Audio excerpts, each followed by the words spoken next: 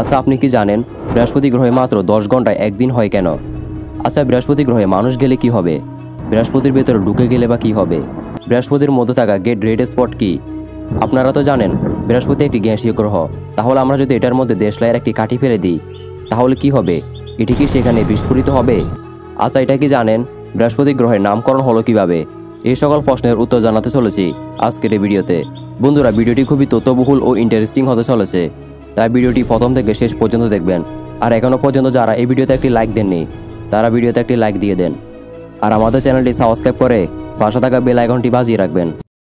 সূর্য থেকে দূরত্বের বিচারে বৃহস্পতি গ্রহ পঞ্চম স্থানে অবস্থান করছে এবং আকার আয়তনের দিক থেকে সৌরজগতের বৃহত্তম গ্রহ। এটি পৃথিবীর আকাশে তৃতীয় উজ্জ্বল জ্যোতিষ্ক এবং শুক্র বৃহস্পতির সবচেয়ে উজ্জ্বল গ্রহ। বিশাল আয়তন এবং উজ্জ্বলতার কারণে পৃথিবী থেকে অনেক দূর অবস্থিত হলেও বৃহস্পতিকে দূরবীন ছাড়াই খালি চোখে পৃথিবী থেকে দেখা যায়। বৃহস্পতির দিন ও রাতের দৈর্ঘ্য অন্যান্য সব গ্রহ থেকে কম। যেমন পৃথিবীর নিজের অক্ষের চারদিকে ঘুরে আসতে সময় নেয় প্রায় 24 ঘন্টা, সেখানে এই গ্রহ সময় নেয় মাত্র 9 ঘন্টা 55 মিনিট, যেটা অন্য সব গ্রহদের থেকে কম। বৃহস্পতি সূর্যের চারদিকে একবার ঘুরে আসতে সময় নেই 4329 দিন, অর্থাৎ পৃথিবীর 11.86 বছর সমান এটির 1 বছর। আর এত সময় নেওয়ার কারণ হলো সূর্য থেকে এর দূরত্ব সূর্য থেকে প্রায় 77.8 কোটি কিলোমিটার। বৃহস্পতি একটি গ্যাসীয় দানব, অর্থাৎ এটির গঠন মূলত গ্যাস দিয়ে তৈরি হয়েছে। বৃহস্পতি পুরোপুরি মেঘ দিয়ে ঢাকা।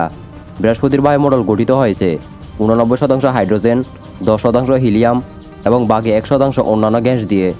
মেঘের নিচে স্তরের ঘনত্ব কিছুটা বেশি, তবে পুরোপুরি কঠিন পদার্থের অস্তিত্ব হয়তো বৃহস্পতিতে নেই। মানে আমাদের পৃথিবীর মতো এমন কোনো কঠিন পৃষ্ঠতল নেই যেটার উপর আমরা হাঁটতে পারবো।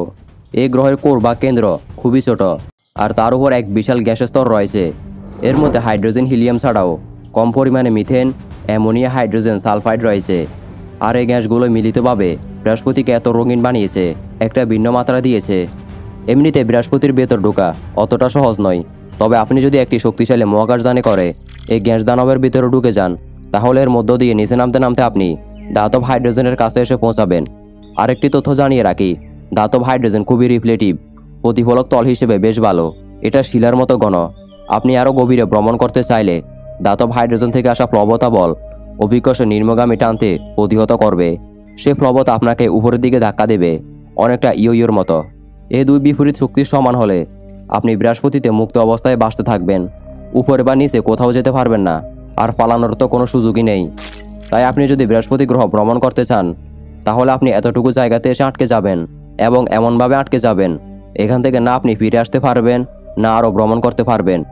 আচ্ছা, বৃহস্পতি গ্রহ যেহেতু গ্যাসের তৈরি, তাহলে সেখানে আগুন ধরিয়ে দিলে কি হবে?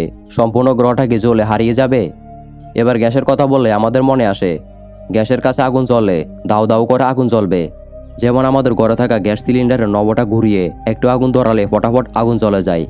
কিন্তু সব ক্ষেত্রে সেটা হয় না, কারণ আগুন ধরার জন্য আগে কতগুলি শর্ত পূরণ করা প্রয়োজন। সেই শর্তগুলো হলো জ্বালানি উপস্থিত থাকতে হবে, বাতাসে অক্সিজেনের উপস্থিত থাকতে হবে, আগুন জ্বলার জন্য উপযুক্ত তাপমাত্রা থাকতে হবে। এই শর্তগুলির মধ্যে একটিও যদি কম হয় বা না থাকে তবে আগুন কখনোই জ্বলবে না।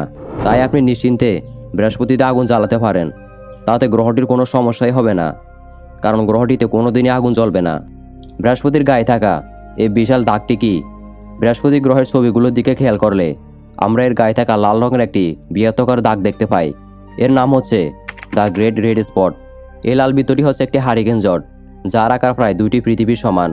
এই স্পটটি প্রথম পর্যবেক্ষণ করা হয় 1831 সালে। বিজ্ঞানীরা ধারণা করেন এই বিশাল জড় শুরু হয়েছিল 1665 সালের দিকে। এটি বৃহস্পতি গ্রহের দক্ষিণ গোলার্ধে অবস্থিত। জড়ের মাঝের অংশটিতে বাতাসের বেগ তুলনামূলক কম, কিন্তু এর প্রান্তে বাতাসের বেগ প্রায় 430 থেকে 680 কিলোমিটার। বন্ধুরা, সর্বশেষে আপনাদেরকে বলে রাখি বৃহস্পতি গ্রহের নামকরণ করা হয়েছে রোমান দেবতা জুপিটারের নাম অনুসারে। জুপিটার ছিলেন দেবতাদের রাজা, আকাশ বর্জ্য ও বিদ্যুতের দেবতা। তিনি ছিলেন রোমানদের সর্বোচ্চ দেবতা। বৃহস্পতি গ্রহের আকার ও ভর সৌরজগতের অন্যান্য গ্রহগুলির তুলনায় অনেক বেশি, এই কারণে এটিকে জুপিটারের নামে নামকরণ করা হয়েছে। বৃহস্পতি গ্রহের নামকরণ করা হয়েছে প্রাচীনকালে, তখন মানুষ গ্রহগুলিকে দেবতাদের নামে নামকরণ করত। বৃহস্পতি গ্রহের আকার ও ভর দেখেই মানুষ মনে করেছিল যে এটি অন্যান্য গ্রহগুলির তুলনায় অনেক বেশি শক্তিশালী, তাই তারা এটিকে দেবতাদের রাজা জুপিটারের নামে নামকরণ করে।